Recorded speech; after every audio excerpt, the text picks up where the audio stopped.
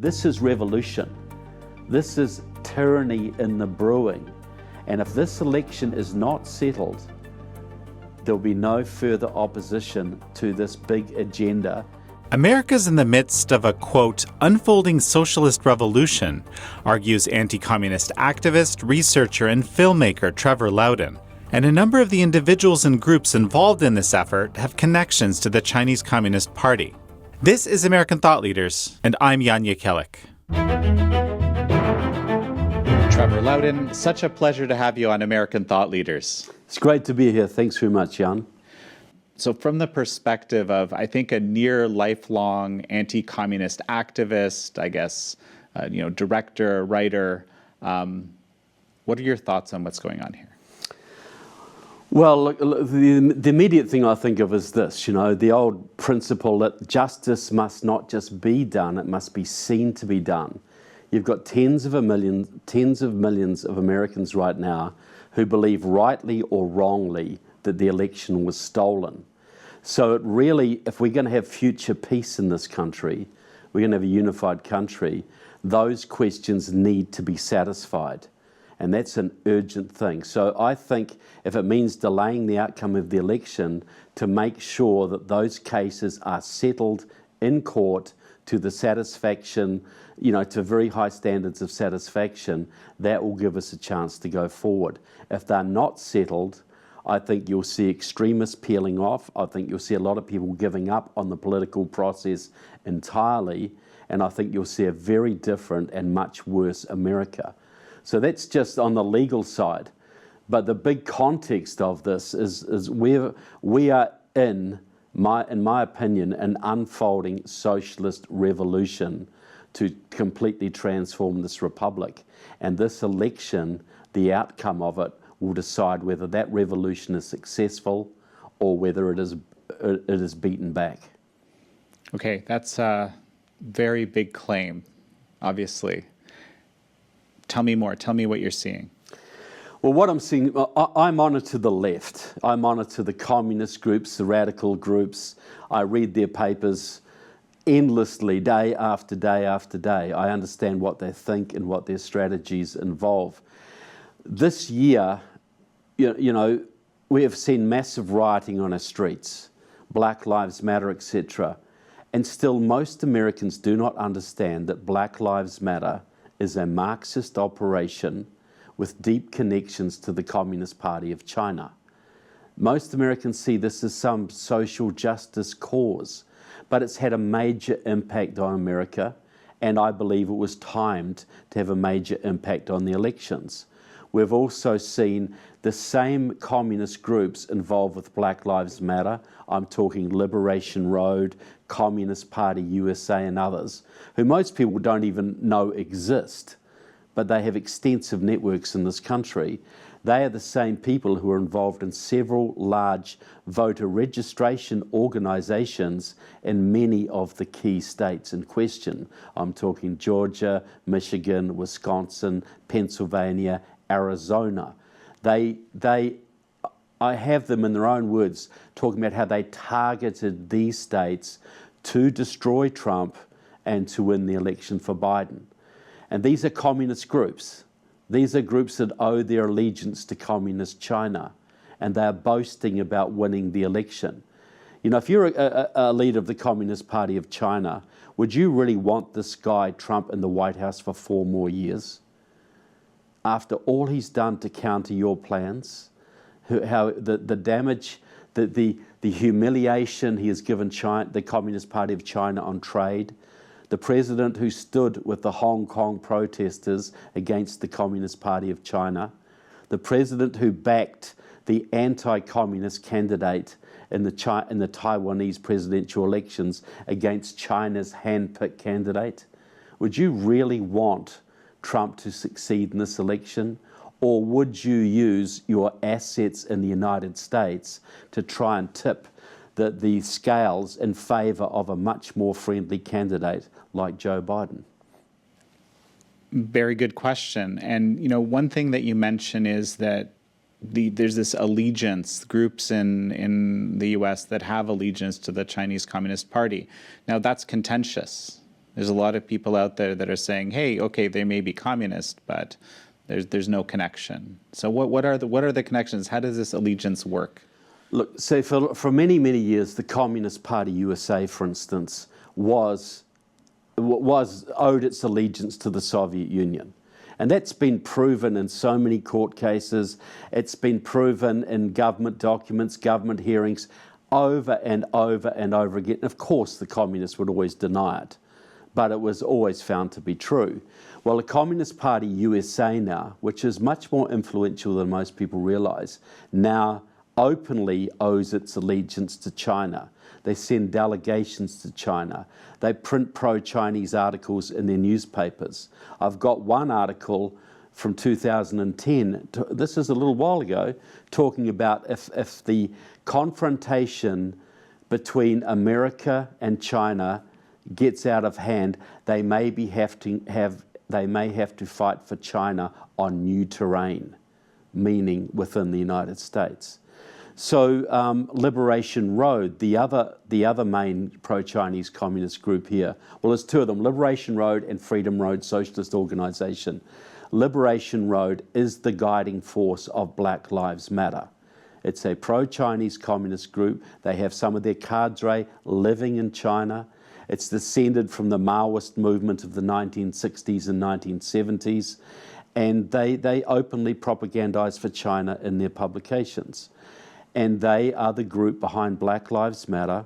They're also the group that effectively runs the Chinese Progressive Association in San Francisco, which for 40 years now has been Communist China's main ally on the West Coast.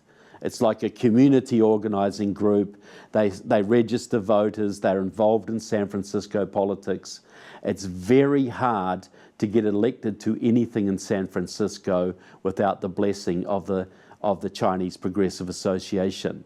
And that has been was started by the League of Revolutionary Struggle, a pro-Chinese communist group, which morphed into the into Freedom Road Socialist Organization, another pro-Chinese group, which is now called Liberation Road. And so this Chinese Progressive Association has very deep ties to Black Lives Matter and to a whole network of voter registration organizations in Arizona, in Pennsylvania, in Florida, in Michigan, in Wisconsin, in Georgia, all the key battleground states. And this front group openly boasts in their own publications they won 6 out of the 7 states they targeted for Biden. This is their claim, not mine. So right under our noses, Chinese-affiliated voter registration organizations are helping to flip American elections. So is this in any way connected to these allegations and some of these sworn allegations? I've been looking, frankly, today through some of the exhibits associated with these lawsuits, and they're stunning, in sworn testimony. Is this connected in any way? Well, I believe there will be overlaps. Like one of the groups in this network, the Texas Organizing Project, which is based in Houston, but is very strong in Dallas and San Antonio as well. They used to be called Texas Acorn. They were the Acorn group in Texas. And we all know the reputation that Acorn had for vote fraud, ballot harvesting, and various other, sort of less than honest voting practices. So I think this is a multi-level thing. What they did, they targeted what they call low propensity voters.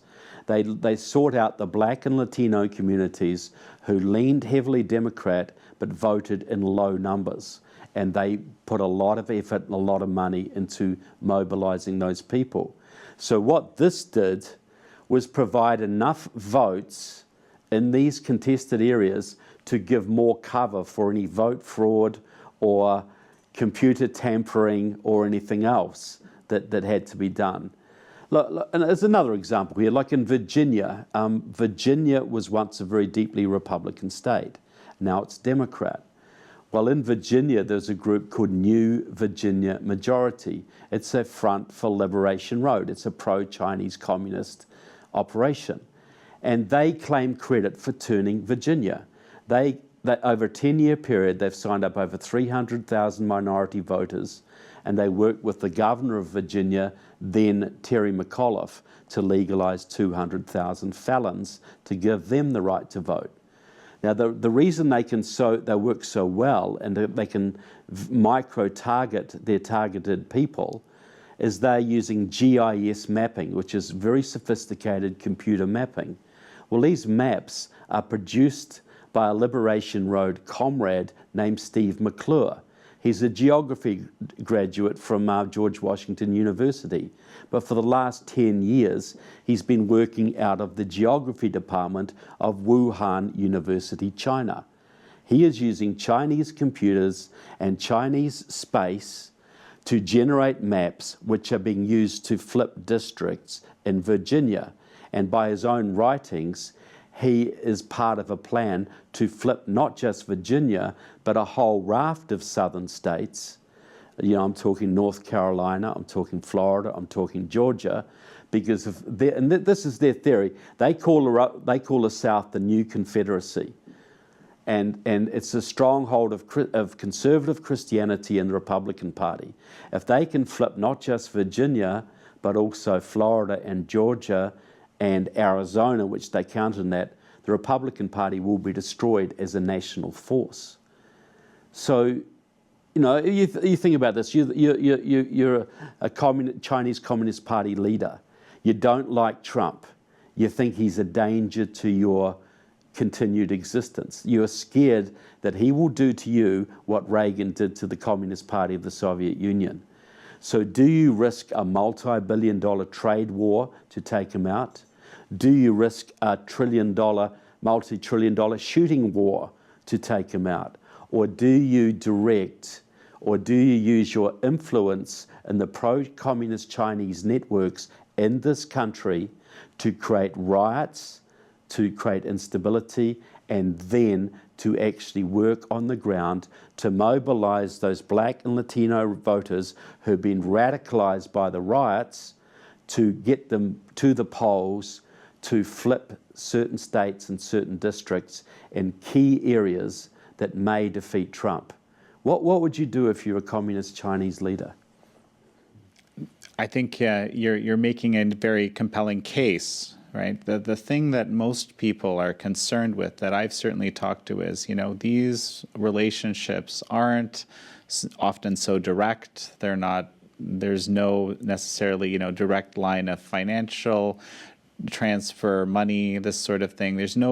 People are always asking, where is the proof? Where is the evidence? Well, look, the left has all the money it wants in this country. You know, there are big foundations, Black Lives Matter is getting millions of dollars from corporations, which is then funneled, we know some of it's funneled into Vote Blue, which is then funneled into the Democratic Party. So money isn't so much of an issue for the left. The issue is really strategic. And we do know, for instance, the Chinese Progressive Association has two main branches, one in Boston, one in San Francisco. They're autonomous organizations. They both have their own board, their own financing, but they're both run by the same pro-Chinese communist group, Liberation Road, and its sort of sister group called Left Roots. So they're both run by the same communist group. The Boston branch works very openly with Chinese communist officials in New York. They actually do visa processing for them. They hold celebrations where they raise the Chinese flag in this downtown Boston.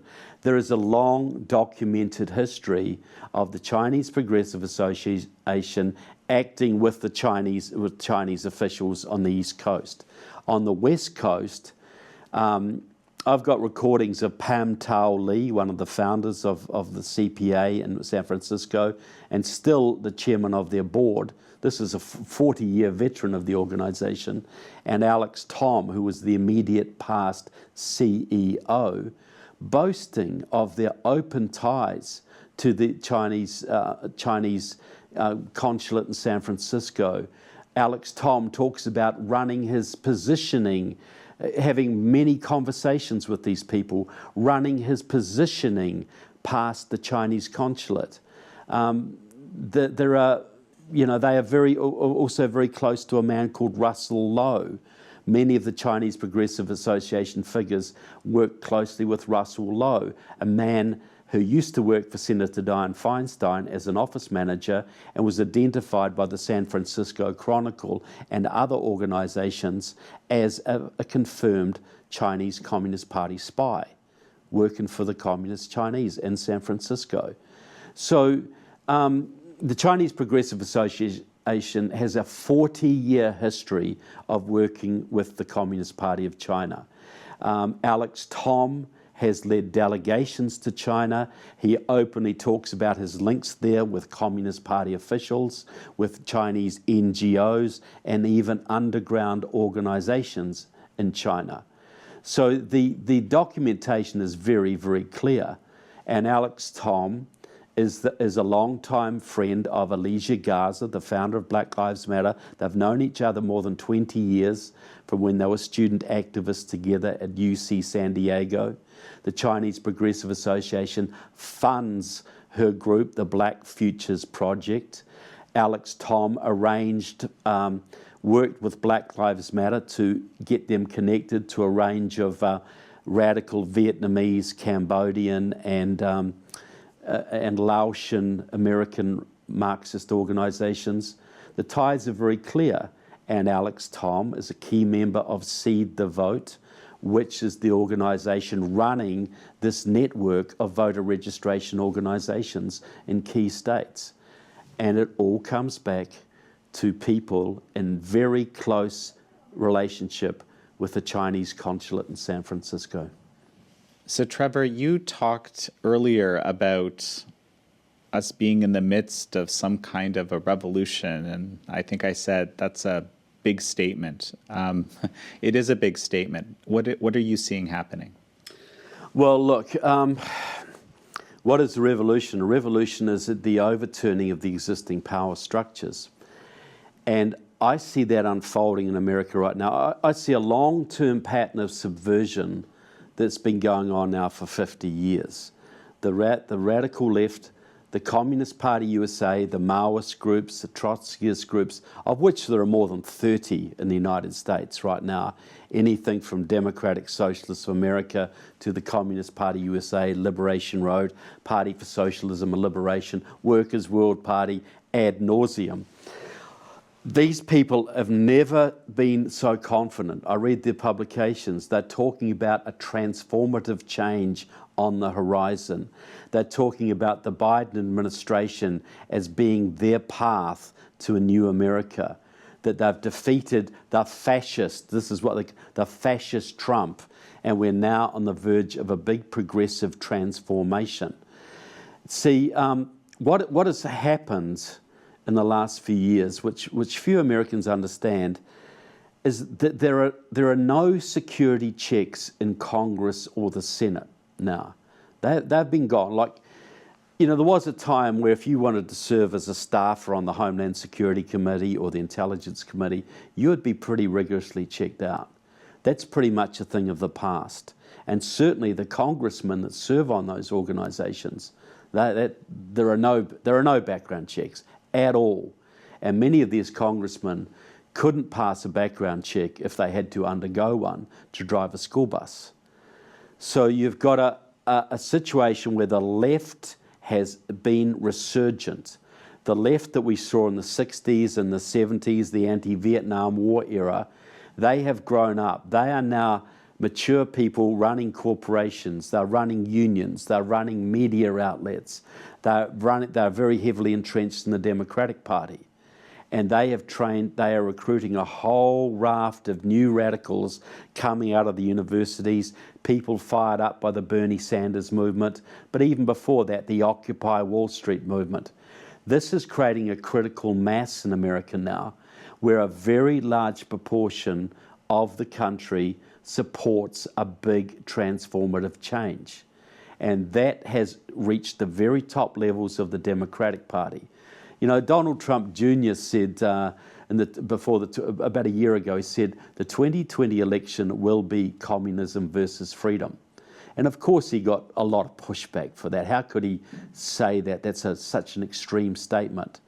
But when you've had a massive destabilization in this year, you know, going on, people aren't quite so sure now. You know, you had the Chinese deliberately pushing the COVID panic in this country. We don't know they deliberately released it, though some speculate that they did, but we do know that they deliberately spread it. Tucker Carlson had a man on his show recently, Brian Dean Wright, a former CIA officer and a Democrat. And he said, Tucker, the Democratic Party is following the Chinese line over COVID, meaning shut down, quarantine, shut down, you know. And he said, why? And he said, well, I've got to believe that many of these people are useful idiots, said Mr. Wright, but many of them, I have to believe, are paid Chinese agents. So you've had a destabilization with the economy on the COVID, a massive, you know, and that really damaged Trump's chances, you know, because the economy was his big deal that he was going to sail to re-election on. So you had that. We know it was spread by the Chinese. We know the panic has been encouraged by the Chinese, and the pro-Chinese communist parties here definitely promoted that propaganda line in their publications. They used their unions to shut down businesses that were trying to reopen. They used unions to stop teachers going back to work, for instance. The longer they could keep it shut down, the weaker the economy got, the worse Trump's chances were. So then we had the riots. Well, they were triggered by the Freedom Road Socialist Organization based out of Milwaukee. I have them on tape taking credit for starting those riots. The same people that burnt Kenosha, the same people that started riots in Tampa, Tallahassee, in Houston, in Dallas, in Salt Lake City, Utah, the Bay Area, etc. And they were joined by Liberation Road, the pro-Chinese communist group behind Black Lives Matter, which organized riots elsewhere. So you had these two big destabilization exercises, both connected to China. All of these combined to elect a man, Joe Biden, whose family has some very problematic ties to China, who the Chinese press has openly said they would rather deal with than Trump. And his vice president, Kamala Harris, whose whole background, right back to her parents, you know, right to her husband's company that does a lot of business with communist China. But Kamala Harris has a very Maoist background. She is involved with people connected to Storm, standing together to organize a revolutionary movement, a Maoist communist group made famous by Van Jones. Her parents were involved in a group called the Afro-American Association, which was a communist group in Berkeley in the 60s that spawned the Black Panther Party, which is effectively the model for today's Black Lives Matter.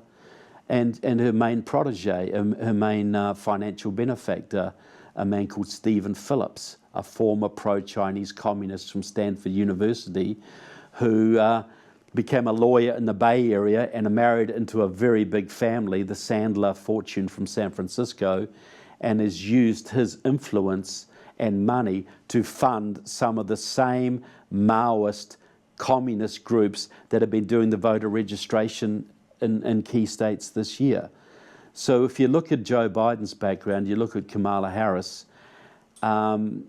you could understand why the Chinese Communist Party would want them in the White House rather than Donald Trump and Mike Pence.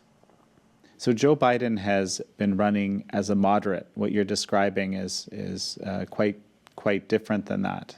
And in fact, a lot of China watchers are hoping, and I've heard this view expressed repeatedly, that he's very likely to maintain basically the Trump line on communist China, because it's basically been moved that far along and the world's eyes have been opened to the Chinese communist threat. What are your thoughts? Well, I would hope he would, but there's nothing in his background to indicate that that would be the case. Look, if you go back into the 70s, in the 80s, when he was serving in the Senate, Joe Biden was regarded as a leftist on foreign policy. He might have been relatively moderate on domestic policy, but it was basically him and John Kerry and Ted Kennedy that were working together to oppose Reagan when Reagan was trying to stop communism in Latin America. Joe Biden was very friendly to the Soviet Union. He was very much a dove when it came to confronting the Soviet Union. Joe Biden even worked for many years, 40 years, with a group called the Council for a Livable World.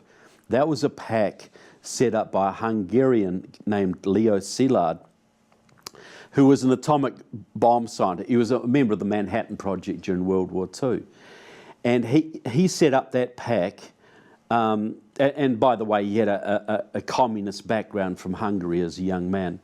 He set up that PAC to recruit senators in small states who could then be influenced to work against American nuclear armament, to cut weapon systems, to negotiate weak treaties with the Soviet Union, to basically to increase the Soviet Union's advantage over America militarily.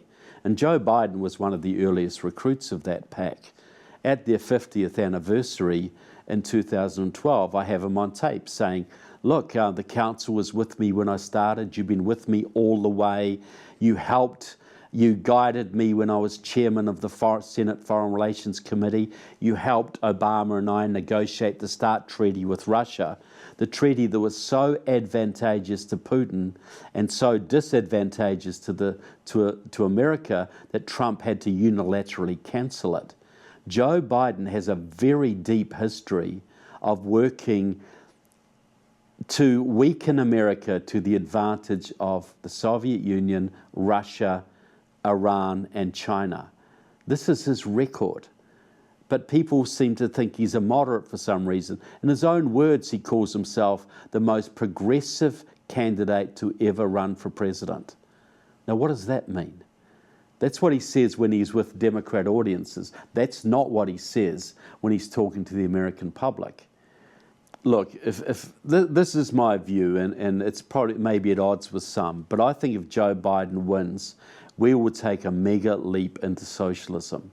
I think that Kamala Harris is a deeply socialist person, and I believe you've got about 100 people in the US Congress and about 20 people in the US Senate who are so enmeshed in radical organizations, Communist Party USA, Democratic Socialists of America, etc., or relationships with Cubans, Iranians, etc., they couldn't pass a background check to drive a school bus. So I think we will see a very strong leap into socialism. I will think we'll see a very strong move to gut the US military. The Green New Deal is really designed to gut the US military.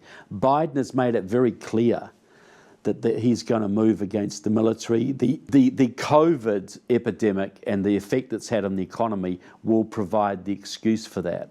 Already 31 Democrats, led by Barbara Lee, a radical leftist, have written a letter to the Armed Services Committee demanding big budget cuts in the next budget go-around, big defence budget cuts in the next budget go-around.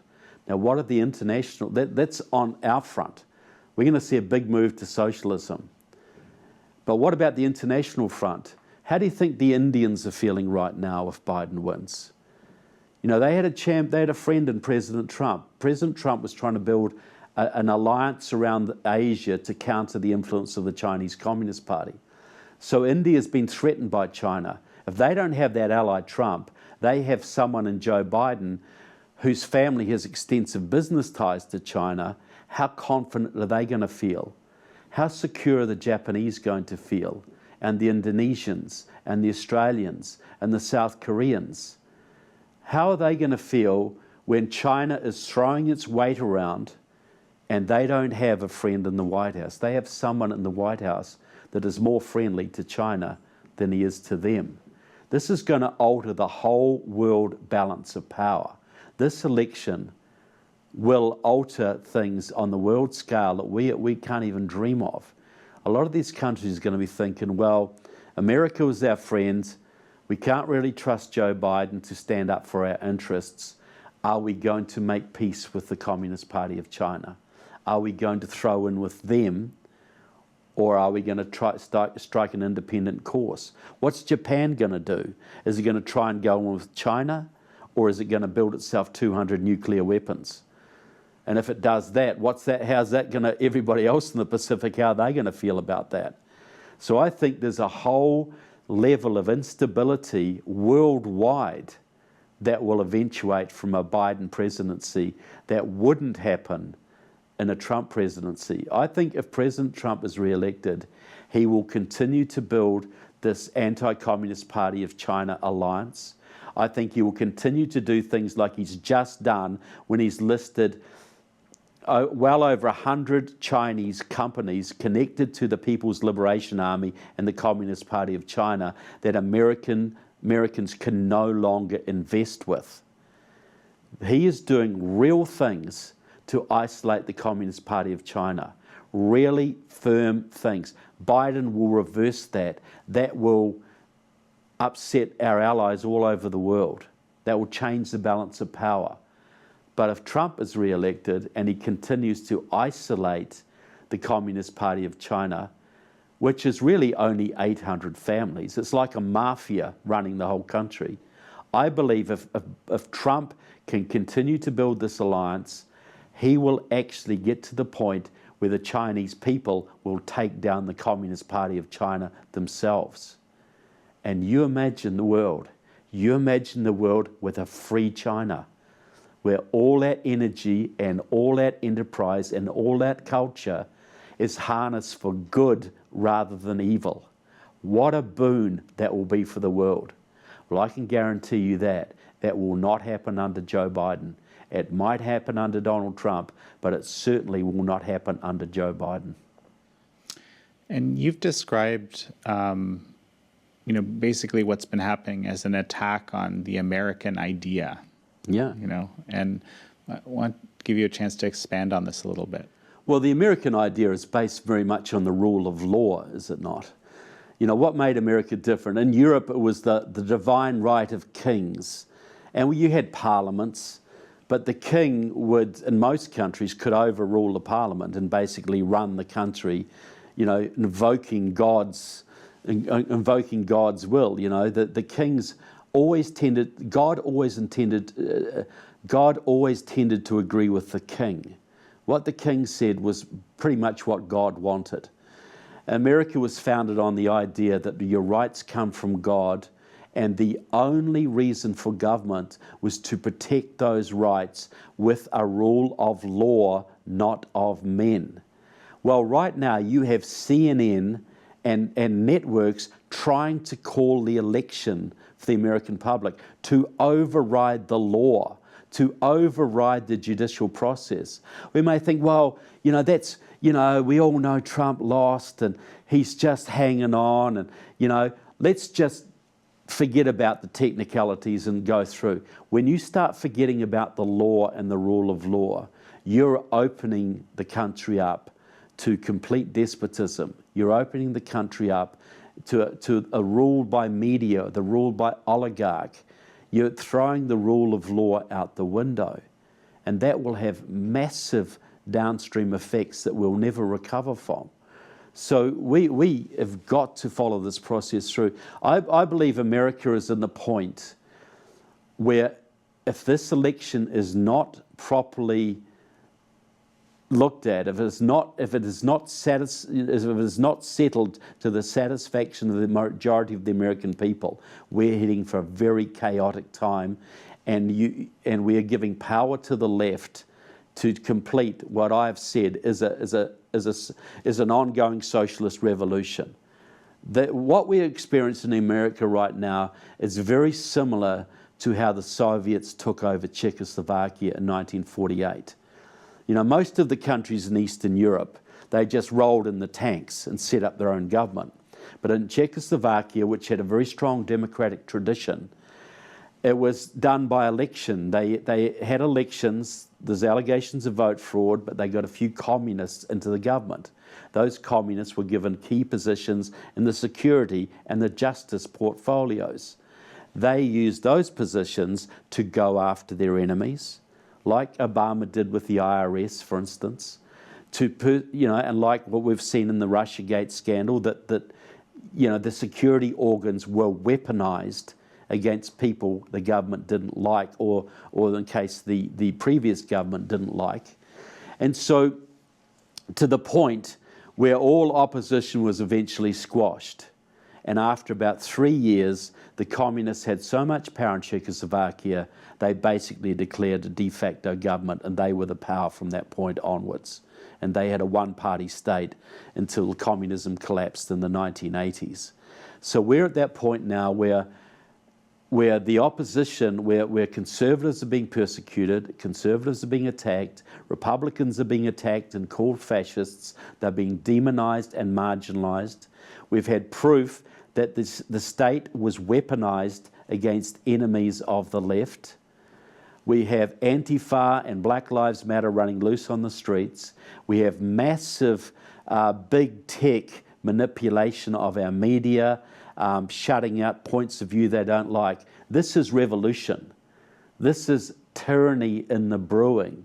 And if this election is not settled, there'll be no further opposition to this big agenda, and there will be no possibility to unite people to stage a comeback, because we won't have Facebook, we won't have Twitter, we'll be targeted by the IRS or the Justice Department or the FBI, and we will see a one-party state effectively set up in this country. Now, I know that a lot of conservatives think that's a little bit far-fetched or a little bit hyperbolic. If I'd said that 2 years ago, they would have laughed at me. But if you're saying it now, at least people think, ugh, there may be some truth in this. But I want people to think of one fact. Hillary Clinton promised that if she was elected in 2016, she was going to legalize every single illegal immigrant in the country and give them citizenship and voting rights. Now, in those days, we used to think that was about 11 million people. Now, according to Massachusetts Institute of Technology, it's 22 million people. And we know that if those people are given citizenship and voting rights, as Joe Biden has promised to do, that will be another 15, 16, 17 million voters for the Democratic Party. Texas will go blue. Florida will go blue. Georgia will go blue. North Carolina will go blue. Arizona will go irrevocably blue. There will never be any opposition to the one-party state Democratic Party. The Republican Party might survive on in Wyoming and South Carolina and Tennessee for a while, but it'll never again be a national force. And I don't think, even if you're a Democrat, even if you're a Green, whatever, who wants a one-party state in this country? Even if it's your party. But that's what we're on the verge of having.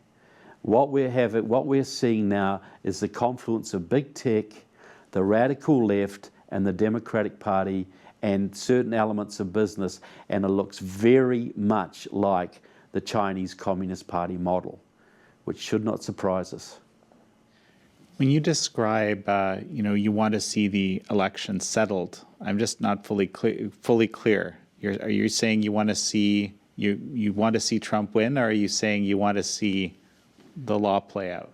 Look, I'm partisan. I make no bones. I think Trump has a much better vision for America than Biden. But I would rather see, my primary concern is to have it settled one way or another. The law has got to be followed. I'll put it this way. I would rather Biden win in an honest election than Trump win in an election that's in doubt. Okay, I want Trump to win, no question. I'll be honest about that. But it's got to be settled, and it's got to go through the process, and it's got to be transparent, so there can be no arguments.